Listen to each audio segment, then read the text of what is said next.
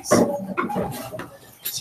our shir this morning, first of all, is dedicated by Se'id Tzmehikin for the entire month, for the entire Yamim Noraim in the Schos of the Yamim Noraim and the Schos of the Ksiva B'Chasim Torah for all of Klal Yisrael.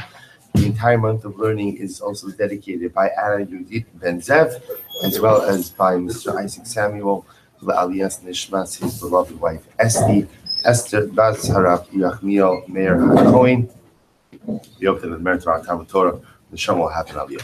So let's begin. So we left off yesterday, Bo Minei, it's on Ayin Dalet Day 74b, 2, 4, 6, 8, 9 lines up on the bottom. So Bo Minei Rabbi Ami, Ben Noach Mitzvah Al Kedushas Hashem, or in Mitzvah Al Kedushas Hashem. So we'll say the question the Gemara was asking is it Ben Noach obligated in Kedushas Hashem, in Kiddush Hashem? Now, what does that mean? What that means is the following. We've established that there are Shem Mitzvahs B'nei Noach. So Kiddush Hashem means we saw that there are certain things for which a Jew must die rather than go ahead and violate. So we saw that already in yesterday's daf. So the shaila is, does such a concept apply to a Ben Noach or not? So the Gemara says, Rabbi, Hashem is also installed B'nei Noach. He said, it must be that only, it must be not. There's no Kiddush Hashem. Why? Because again, we know there are Sheva mitzvahs B'nei Noach. There are 7 Noach laws, and it's B'nei Noach from Mitzvah Al Kiddush Hashem. So also what that means is, somebody were to tell a Ben Noach, I'm going to kill you or eat Avram and Achai, for argument's sake. I'm going to kill you or worship Avodah Zarah. So Kiddush Hashem would mean that a Ben Noach would be obligated to give up his life rather than violate. So Rabbi says, look, we know that there are Shem mitzvahs B'nei Noach. There are 7.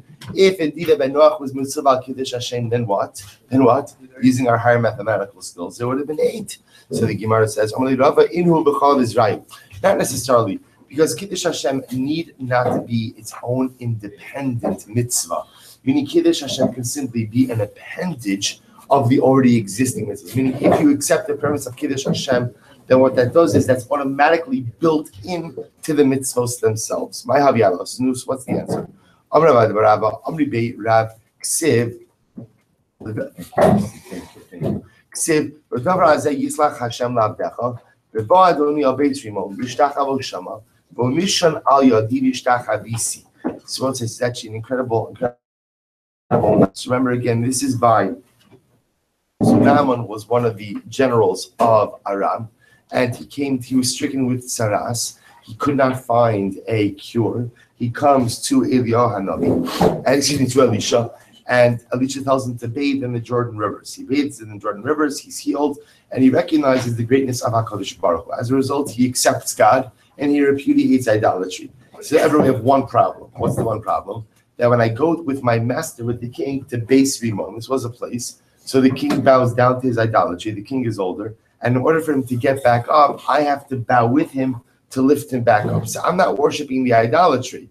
But I'm just going to tell you, as part of my job, I have to bow down in front of the idol. Not to worship the idol, but to help the king get back up. Ksiv, what does Elisha say? Elisha says, okay, Hatzlacha Rabbah. So we'll say, so what does that sound like? Hatzlacha Rabbah. Top of Ayin V'im Isa lo le. So 1 second, if indeed a Gentile is obligated in Kiddush Hashem, then Elisha should have said what? Listen, Naaman, if you're really about tshuva, right, a Gentile about tshuva, and you really want to be, spiritually genuine, then you know what? So you can't bow down to the idol. It's going to put your life at risk. No. That's one of the things. One of the things. You have to be ready to die Kiddush Hashem. But yet Elisha doesn't say that. Elisha says, lech l'shalom, hatzlacha Rabbah, which I will say sounds like a Gentile is not mitzvah al Kiddush Hashem. To which the Gemara says, it's not a question. Habetzina habefarhesya. To which the Gemara says, it's 2 different things. What was happening with Naaman and the king in Beis Rimon was betzina, was in private.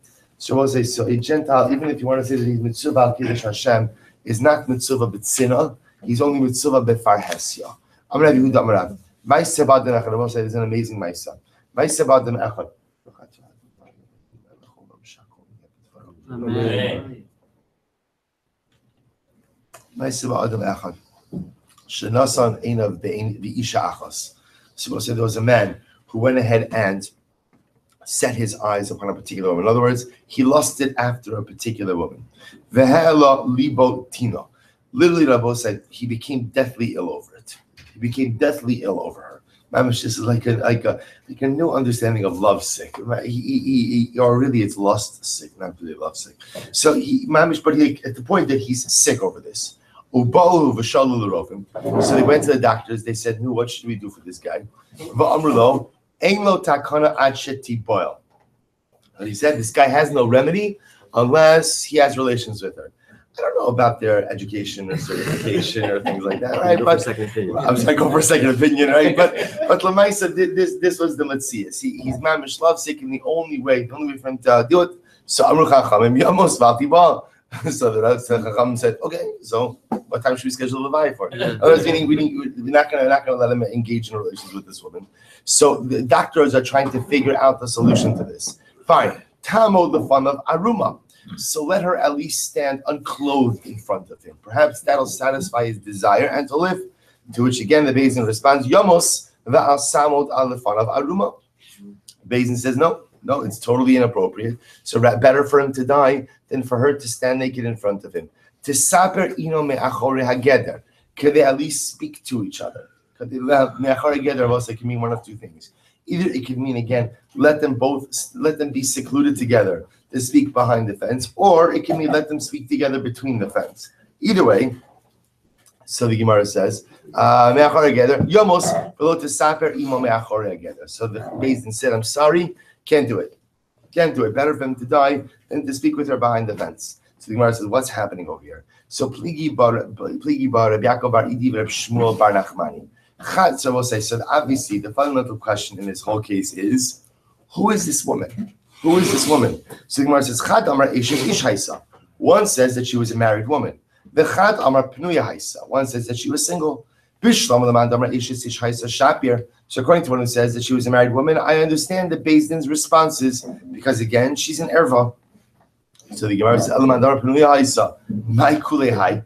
But according to the one who says that ultimately, again, she was a single girl, why all of this? Why the need to? In other words, again, I will say, remember, so if a man has relations with a woman who's a Penuya, who's unmarried, so again, there's no Isser D'Oraisa in that, assuming she's not a Niva, assuming she goes to the mikvah first. So the Maisa, again, it's meaning it's inappropriate, it's wrong, but the Maisa, again, it's not a Chiyav Misa. So what's happening over here? So the Gemara says, Rav Papa says, because at the end of the day, even if the woman was willing to cooperate with this to save the guy's life, there's an incredible pagam on the mishpacha. There's an incredible embarrassment for the family, and she has no right, and he has no right to bring that embarrassment upon her family. I will say, and again, here's something very interesting. And this, by the way, is also interesting because here's where you get into the concept as well of das Torah. So that sometimes Chazal have the ability to see things not just for what they are, but ultimately, again, for what they can become. So Chazal were concerned, that Beis Din was concerned that if we allow this, it can open the door for all type of inappropriate and immoral relationships. Look at Rashi. Shelo yubnos yisrael perutos ba'arayos la'amo b'fnei anoshim lo seis behem eineim v'masru lahem libia. I will say, if you set a precedent like this, that a guy comes over to a woman and says, listen, Mamish, if I don't have you, I'm going to die. I don't have you, I'm going to... So you understand, again, you're setting a very, very, very tricky precedent for things going forward. And therefore, again, now again, it could very well be, by the way, that the doctor's assessment of the situation was correct and the guy was going to die. Maybe. But sometimes, again, Chazal say, you have to be willing to sacrifice one life for the greater good. So at the end of the day, again, if we have to draw the line over here in order that we not have a systematic breakdown of morality. So we'll say, get ready for this. Belinsava, so I don't understand, isn't there a much easier situation over here? Let's assume she's a single girl. So we understand that this is fraught with complications if she's married. But if she's single, there's such an easy remedy to this. What's the easy remedy? Get married. Let him marry her. Right? Belinsava. I'll say this is amazing, and it's amazing the timing of this Gemara. Minsav lo mias vedaite. No, because if he were to marry her, his desires would not be satisfied.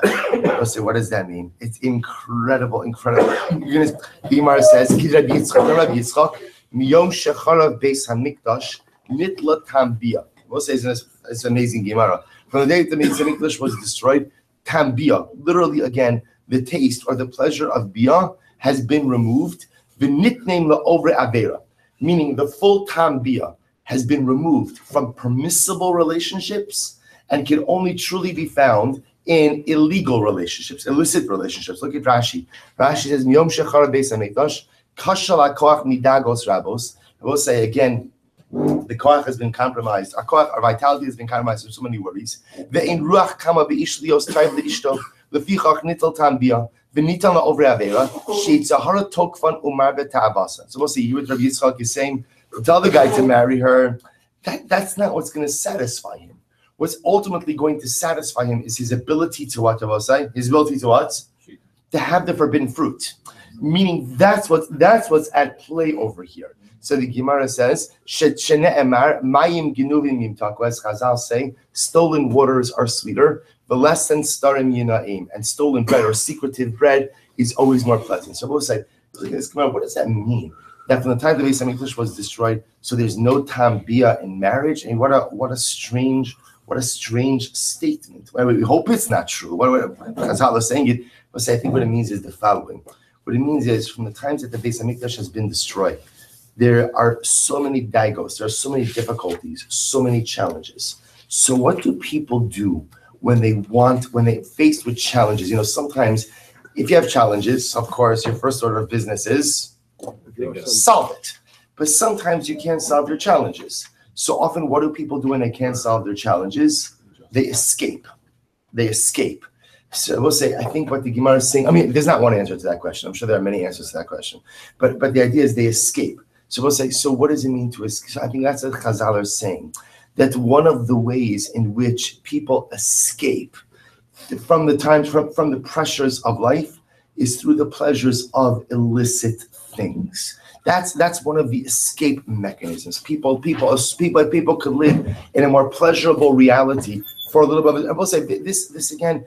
This is our challenge in our day and age with Shmiras Einayim, with even watching and being vigilant with what we look at. And so often that nisayon comes up in times when people feel challenged, and at times when people feel stressed, and times when people feel a whole variety of different things, because it's an easy escape. It's just an easy escape. That's what Chazal is saying over here. The guy can't marry her because in reality what he's probably looking for is some type of escape. That escape is not going to be given to him in the framework of a normative relationship, but rather, again, it comes in the form of the forbidden fruit. So let's say we go back there. Beilan is Rafin. Both sides. Onto lighter notes. Right? These are the people who are killed with Sreifa. So let's say, so again, remember, Sreifa, just so you understand, I know we spoke about this many times. Sreifa, we never burned someone at the stake, although we saw Gemara where there was a beis din who did that. They made a mistake, a little bit of a misunderstanding about what Sreifa was. So they burnt them at the stake. But under normal circumstances, we'll discuss this.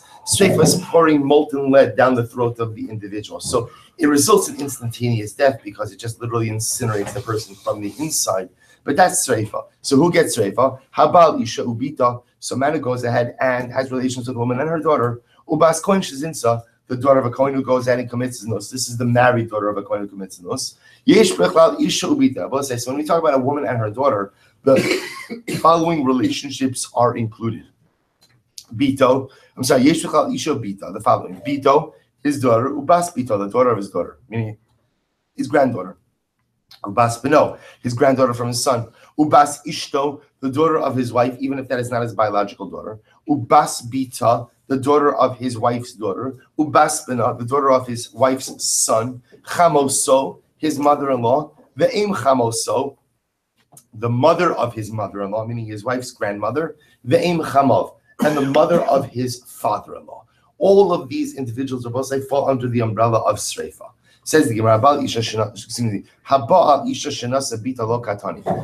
Gemara makes an interesting observation. It doesn't say that if a man has relations with a woman, shenasa bita, whose daughter he married. If a man has relations with a woman whose daughter he married. The Mishnah doesn't say that. So the Gemara says, Elo haba al isha ubita. Rather, the way the Mishnah phrases it is if a man has relations with a woman and her daughter.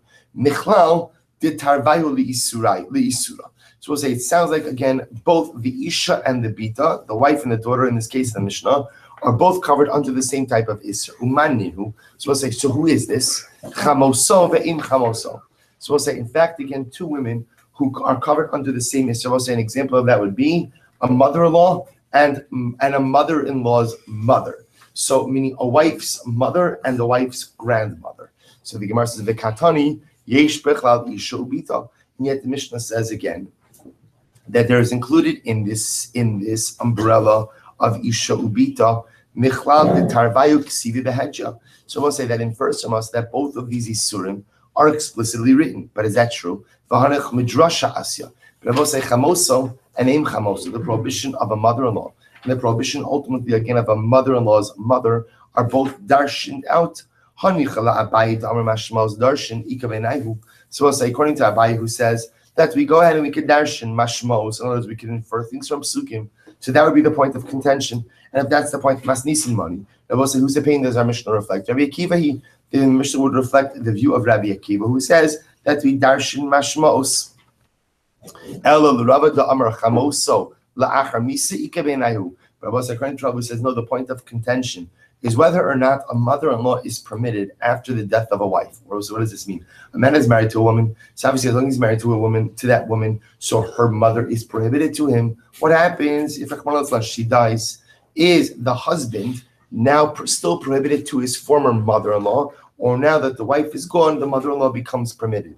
So the Gemara says, Amar lacha Rava Tani Hab. I'm sorry. So El Rava Damar Chamos Lachamisi given him masnisin money. According to we'll say that approach, that's the point of contention.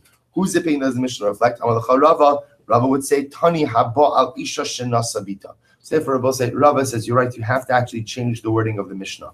The Mishnah's case, the paradigmatic case of Isha Ubita, is not mother-in-law and mother-in-law's mother, but rather again it's a case of where you marry a woman and ultimately again what? Then her mother becomes prohibited to you. So that's what it means when it says Isha Ubita. The wife herself is not prohibited, but as a result of the marriage to the wife, the mother becomes prohibited. Yesh bechlal Isha Ubita chamoso ve'im chamoso ve'im chamos. So what's included in this umbrella of Isha Ubita is a mother-in-law, is a mother-in-law, the mother-in-law's mother, and the father-in-law's mother. So la Abaye id tikavay l'misna im chamov tani nami im chamoso ve'im chamoso. So according to Abaye, the Mishnah just wants to preserve symmetry, and since the Mishnah is coming to teach us that the mother of the mother-in-law is going to be aser, therefore the Mishnah also teaches us that chamoso ve'im chamoso ultimately teaches me. I'm sorry, I just read that wrong. Since the Mishnah wants to teach me that the mother of my father-in-law is also going to be aser to me, therefore the Mishnah also throws in there who? Mother-in-law and mother of mother-in-law. The Rava, Aidi tekabai lemisna im chamov ve'im chamoso tani nami chamoso. But according to Rava, on the other hand, since the Mishnah wants to teach me that a man is prohibited to the mother of his father-in-law and to the mother of his mother-in-law, the Mishnah also includes mother-in-law, even though you don't need the Mishnah to include mother-in-law. Why not? Because also you find that explicitly in the pasuk. So from where do we know this? The Tanur Havana. Ish asher yikach es isha ve'es ima.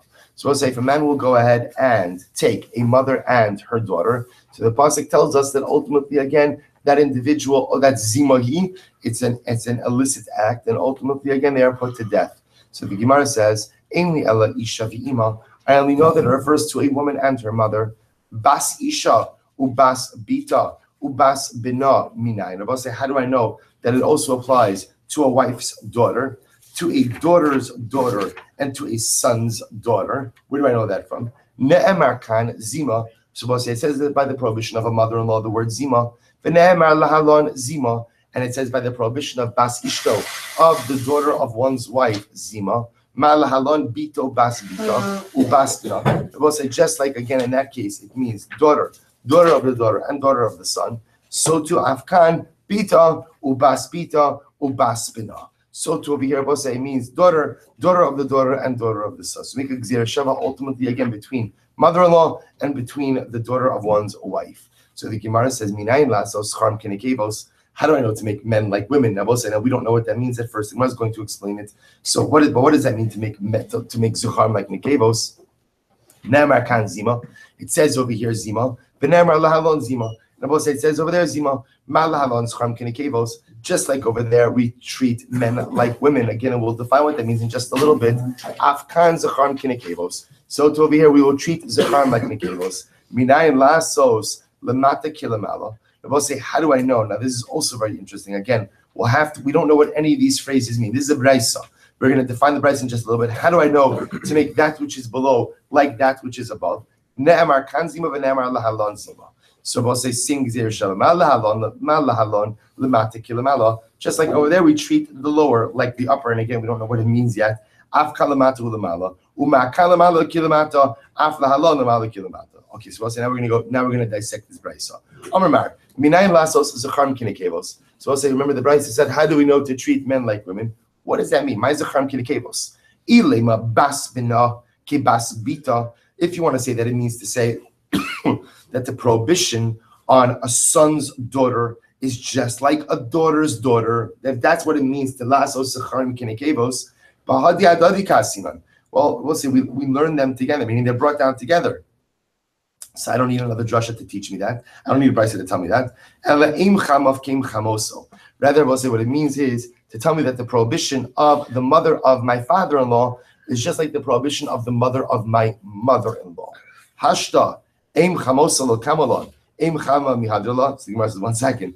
We're trying to prove that aim chamoso is usher, that the mother of your mother-in-law is usher. We haven't even established that yet. Now you're going to tell me that we're learning based on that the mother of the father-in-law is usher. So it doesn't make sense. We haven't established. We're still trying to figure out how we know that the mother of a mother-in-law is usher.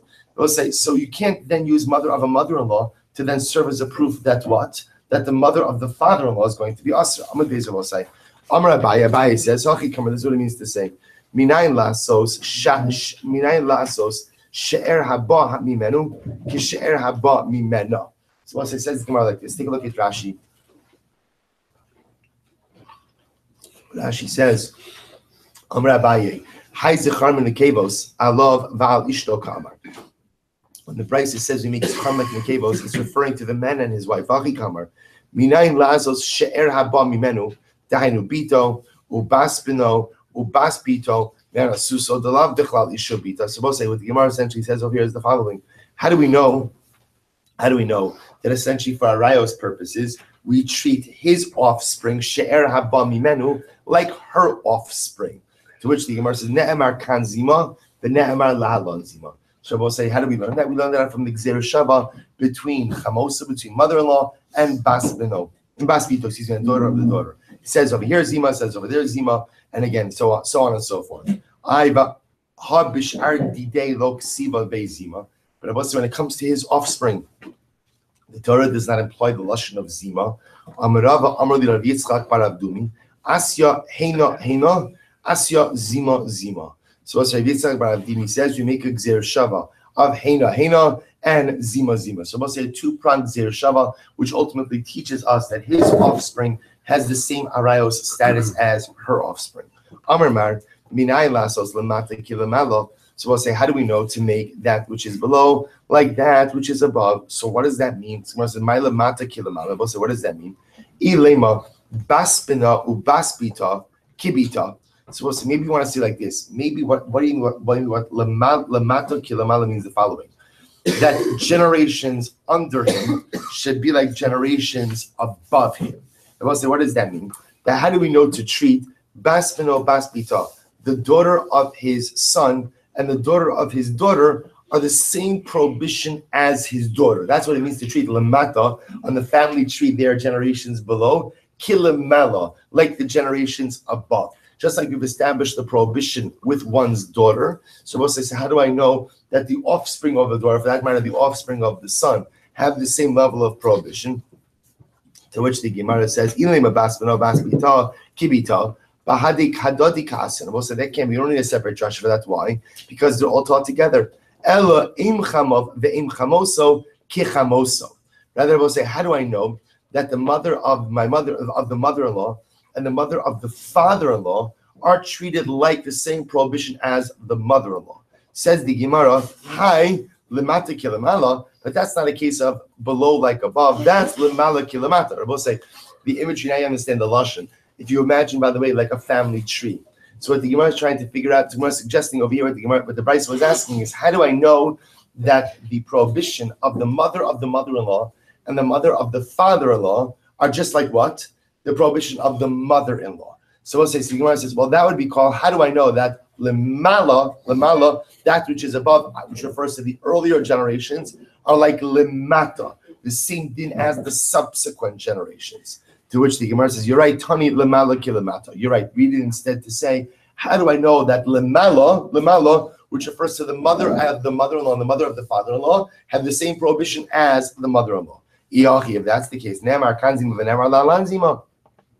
If that's the case, I will say, here we learn that it says the Gemara from Gzeir Shava, umahashta inhu lo ksiva zima v'do ksiva. So we'll say again, by them it doesn't, by those cases, right, in this situation, it doesn't say zima, the do ksiva. Rabbi hachi kamar, this is what we say. We'll say first white line, ayin hamad base. Rabbi hachi kamar, minay lasos shlosha doros lemalo, kishlosha doros lemata. So we'll say, Rabbi, so what it means is, how do I know to essentially equate the three upper generations with the three lower generations? So the Gemara says the following: If you look at Rashi for just a moment, it's the first Y line in Rashi. Rashi says, "Minay lasos lemala meishto shlosha doros leiser." So we'll say, how do I know to make the three generations from one's wife? So what are the three generations? Dahainu eim chamov shudar shlishi leishto v'chein eim chamos. So we'll say those three ultimately would be the mother-in-law, the mother-in-law's mother, and the father-in-law's father. Father-in-law's father, also the father-in-law's mother. So we'll say, so those are the quote unquote, it's not actually three generations, it's three people in two different generations. So the Gemara says, look at the next Rashi, second wide line, so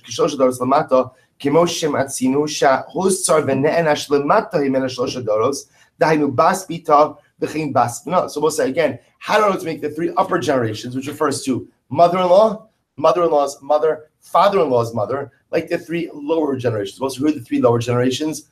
Daughter, daughter's daughter, and son's daughter. So how do I know? It's not much like gives like you know what I'm saying, the sandwich generation, right? So how do I know to go ahead and make the upper arayos, right? We're calling them three generations, but it's really just two generations, three people. So the three generations above, like the three generations below, to which the Gemara says, Ne'emar lemata zima.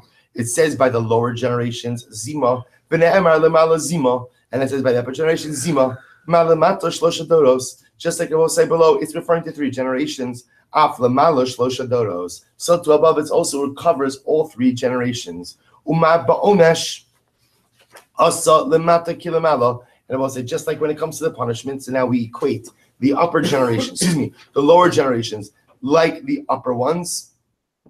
Af bazhara nami asa lemala kilamata. So we'll say, so too for the prohibition, because remember again, what we've already established multiple times is that halacha l'maisa, in order to go ahead and punish for a particular infraction, there has to be an azhara. There can't just be a mention of an onish, but there has to be a warning. So we'll say, essentially, what we've done over here is we've made the gzeir shava between what we call the lower three generations, daughter, daughter's daughter, son's daughter, and the upper three generations, mother, mother-in-law, mother-in-law's mother, father-in-law's mother, and we've equated them both for punishment purposes as well as for warning purposes. Mahi aim ima asura, afhu aim imo asura. So we'll say, if that's the case, I would say, just as with the wife, right? Aim ima, the mother of her mother is asur. So to him, you would have to say, aim imo, his grandmother is also asur. Am Rabbi, Am Akra, Im Chahi. Pasuk says, she is your mother. Mishum imo ata mechaybo. A man is chayiv for relations with his mother.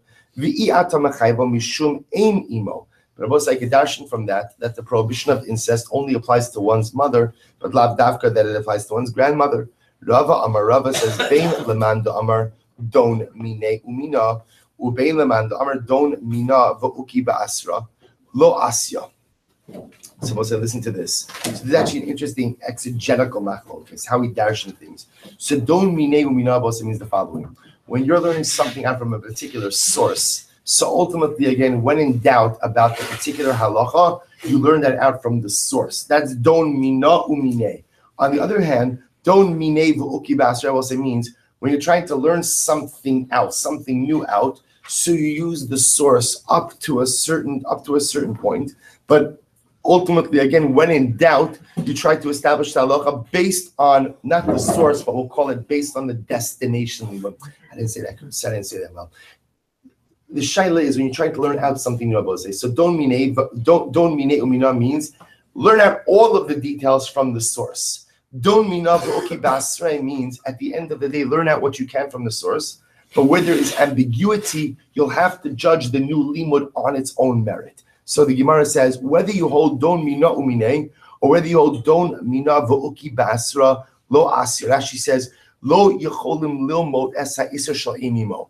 We'll say, so no matter how you darshan this, it's going to be hard to darshan the prohibition on a man's grandmother. Leman damer don mina umina. So the one who says learn everything out from the source text, mahi aim ima asura. Just when it comes to a wife, her mother's mother is asur to you. Afu nami aim imo asura. So to again, a man's own grandmother, his own mother's mother is also going to be asur to him. So the Gemara says, aim imo asura umina. And I will say we can learn out furthermore from the source. Mahi bisreifa. Afunami bisreifa. It will say just as ultimately again, punishment with, or I should say, illicit relations with her relatives would bring sreifa. So too again, he would also get sreifa. Leman damar sreifa chamura ikala mifrach. But it was according to the opinion that says that sreifa is considered the most chamer. Sreifa is more chamer. One could ask the question: Malihi shekain ima bisreifa tomar behu shemo biskila. We'll say that one could ask the question that with her, with the winning from the wife's side, so relations with her mother carries the penalty of sreifa. For the man, penalty with relations with his mother carries the penalty of skila va'od imo b'skila imo b'sreifa. We'll say, how could it be that relations with his own mother will be punishable by skila, yet relations with the grandmother will be punishable by sreifa? Va'od mahi lo chalakta ba. So we'll say furthermore again, just like by the wife when it comes to the prohibitions with her relatives, we did not distinguish between mother and her mother's mother. So we'll say so too by him you can't make a distinction between his mother and his grandmother. And the one who says that skila is more chamer, mehai kushya loni duna. Based on this question, based on this pircha, ultimately again we cannot learn out. And what's according to one who says that go ahead and learn out from the source text, but try to establish the halacha in its destination place. Mahi aim ima asura, just like by the wife, the mother's mother is asura. Afunami aim imo asura. So too by a man, we have to say that his own grandmother is asura as well. Is asura. Voki basra, and I will say now establish the halacha in its place. Hasamhu did sreifa. It is only in that case. I will say where there is sreifa about halacha b'skila. But over here, ultimately, again, it'll be punishable by skila. We'll say why? Because you can't say that his grandmother is going to be any more chamer than his mother. Just like his mother is punishable by skila, so too the grandmother is also punishable by skila. But we'll say according to the one who says that ultimately, again, sreifa is chamer. One could ask the question, top of ayin vav, malihi shekain ima b'sreifa, tomar bahash ima b'skila. So I'll say ultimately, again, you'd have to say that what? Just like she, Mali Shekim Yom B'Sreifa. Just like both on her side, illicit relations with her mother is punishable by Sreifa. So we'll say, so say by him that relations with his mother is punishable by Skila. His grandmother should not be any more chamer than the mother. Va'od, hukihi, he should be no different than her. Mahi lo chalakta ba bein bita le'im ima. Just like on her side, there's no distinction between her daughter and her mother's mother. Apulo sachlo bein bito le'im imo. So too, there should be no distinction between his daughter and his mother's mother. Ulaman damar skila chamura. But what's according to one who says that skila is more chamer? Mehai kushya loni dona. Ultimately, they're going to both say we would not be able to darshan based on this the prohibition of ein. So we'll stop over here. I want to share with you just a short idea for Yamim Noraim. And we'll say we end off in this sugya essentially with the following idea. First of all, you saw this machlokes on how to darshan psukim. And I was also trying to understand how we go ahead. What we've established is the connection between the lower three generations, the upper three generations. Now where the Gemara is holding is trying to figure out ultimately what? Trying to figure out what the nature of the prohibition is on his side versus her side. We've established on her side the din of sreifa. We've established by his side the din of skila by his mother. who tried to still figure out what the punishment would be for illicit relationships with his grandmother, and then Amir Hashem will resolve in tomorrow's daf. Just a scheduling point. Tomorrow's daf we're going to learn Amir Hashem during the break between Musaf and Mincha in Amir Hashem. I'll share with you a short idea on Yom Kippur. Very short idea on Yom Kippur. So I say, the Rambam in Hilchos Tshuva says something amazing. I don't know why. I never really caught my eye before. Should.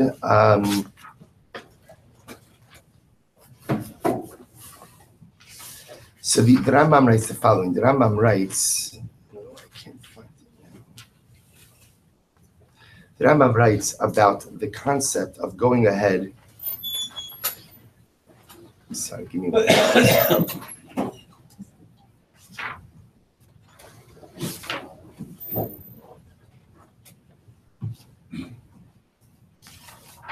Sorry.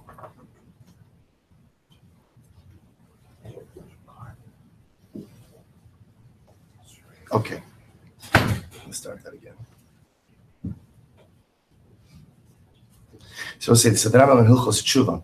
This is in Hilchos Tshuva, Parak Beis Halacha Zayin. Writes, Yom Kippurim uzman tshuva lakol, liyoched u'lerabim v'uketz mechilu slicha liyisrael. So Yom Kippur ultimately again is a time of tshuva for everyone, for individuals, for the collective. Leficha chayav hakol la'asos tshuva u'lisvados Yom Kippur. Therefore, I will say there's a mitzvah, there's a chiyuv to go ahead and do tshuva and to do vidui on Yom Kippur. U'mitzvahs vidui Yom Kippur. So the mitzvah of confession on Yom Kippur. Sheyaschil me'erev hayom kodem sheyochal. So what's that interesting halacha? So we know that we start vidui again in tefillah already by mincha. You could say, of course, we do vidui as part of slichos. So we're doing it for a while already, but that's not the mitzvah. The mitzvah of vidui begins today. Technically speaking, the mitzvah of vidui begins on Yom Kippur.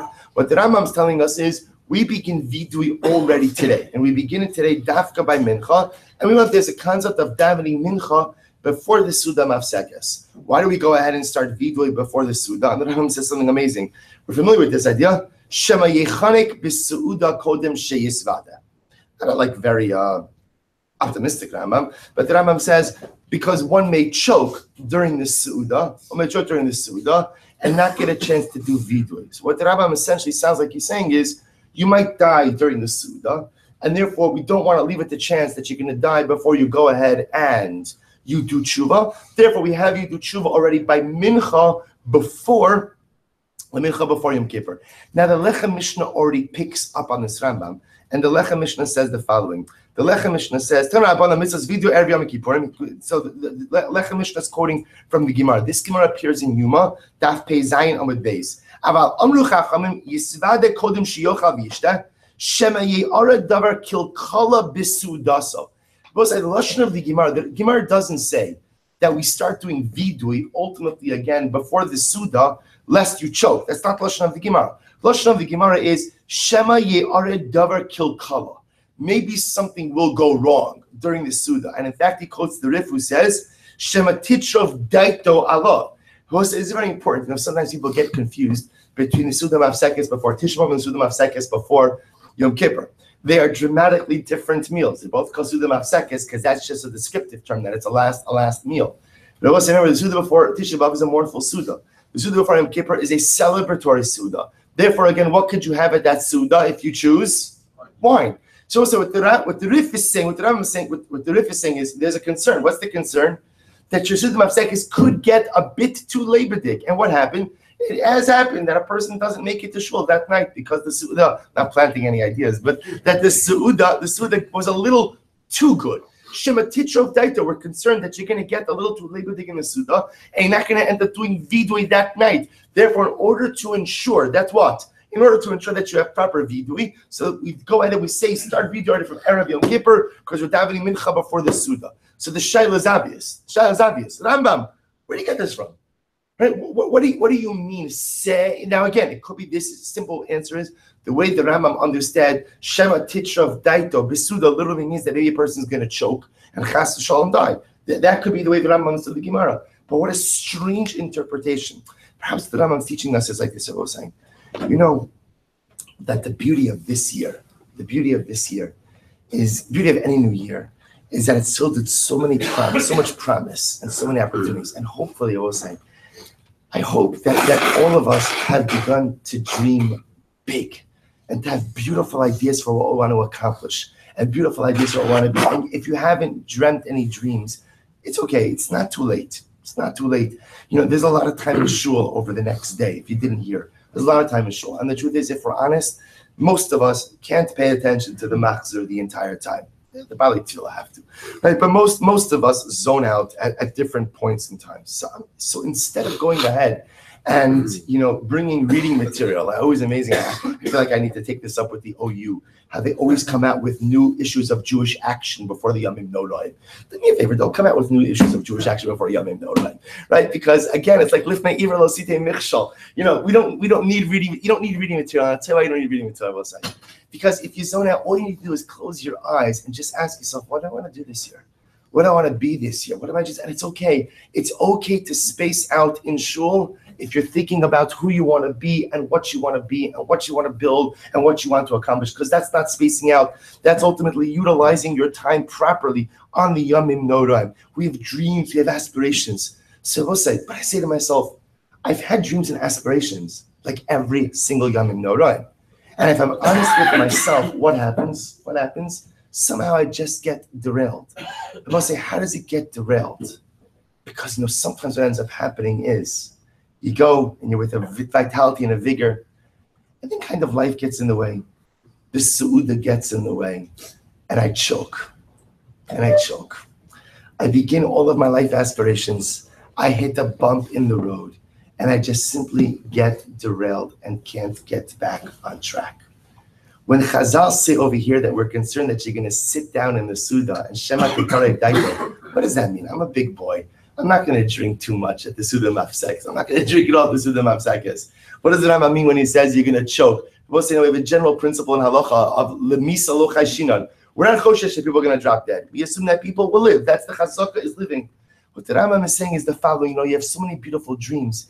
Get the momentum going today. Because sometimes a person, if they don't get momentum going, if they don't get consistency going, I sit down at this Su'uda, Shema Yichanek. I just choke. For some reason, I second guess myself. For some reason, at the end of the day, I don't feel I have the real strength. For some reason, again, there's this obstacle, there's this, there's that, there's all these different things that happen in life. So what do Chazal say? Don't leave it for after the Suda, because the Su'udos of life have a way of derailing you. Both sides, there are people who say that they're foodies, like Lahavdil, like how foodies. I was saying, a Jew can't be a foodie. You'll excuse me. Because if you're a foodie, then you're putting all of your kochos in the wrong direction.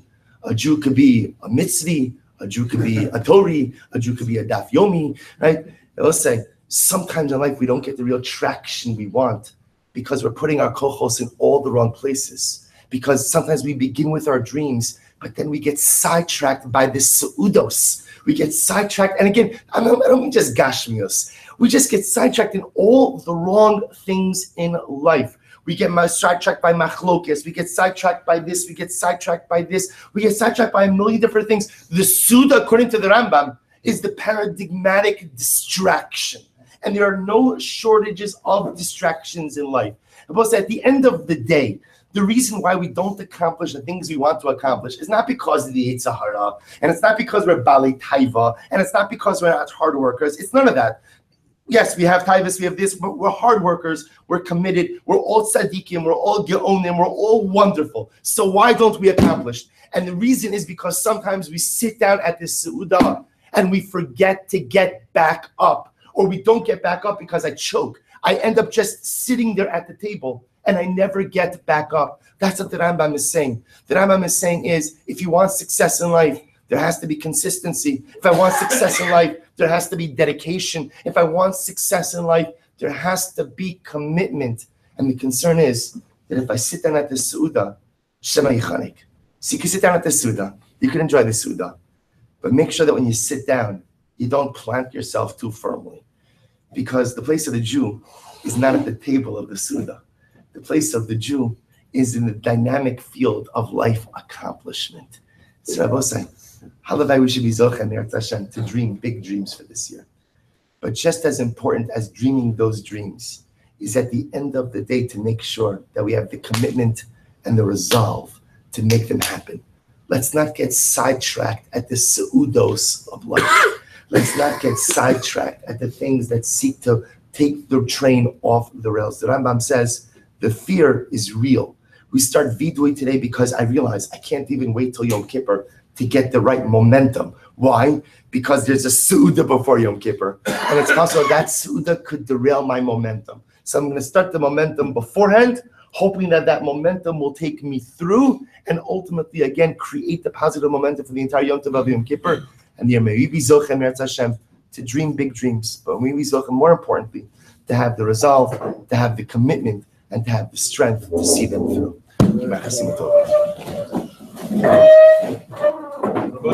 to take your Gemaras from the table.